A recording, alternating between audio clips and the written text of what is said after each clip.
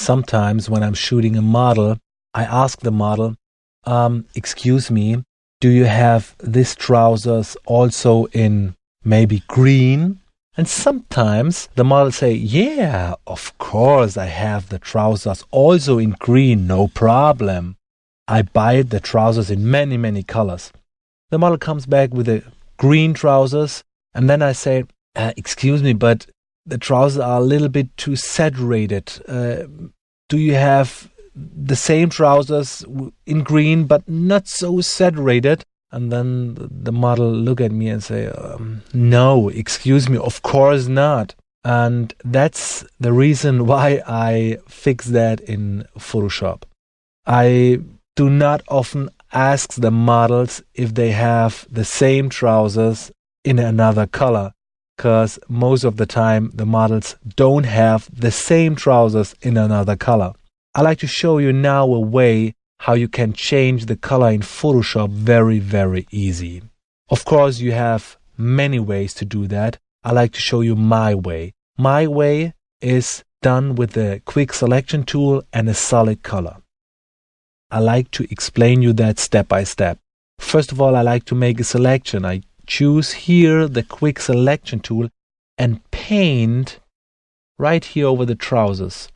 Now I will get a selection, and the quick selection tool is a great tool to make a fast selection. Now you can see I also select here the leg. I don't like to select that.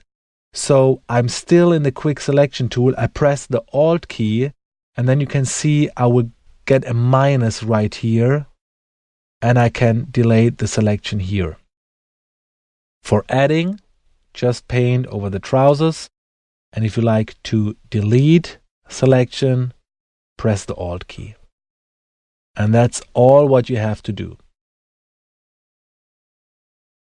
I like to add here the selection. Okay. What I do now is I add a solid color. You can go into the menu right here into Layer, New Fill Layer, Solid Color. If you do not change the blend mode of the color, you will get a solid color like that. And yeah, it looks a little bit terrible. I hope that's the right word in English. I don't have the texture of the original file of the trousers, so you have to change the blend mode. Most of the time I choose the blend mode color, because then you have the color of the solid color and you have the contrast, the texture of the background image, and that's perfect. But for this image, the trousers are midtones. They are nearly gray, and for that you can use my favorite blend mode. My favorite blend mode is the soft light. If I choose the soft light, I also can change the color of a selection. Can go here into the blue or yellow, what you like.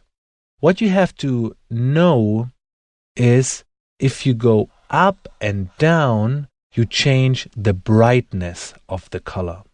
If you move from the left to the right, you change the saturation of the color. And now I like to choose a yellow color. Like that. Yeah, I like that color. I click OK, and yeah, you change the color very, very fast.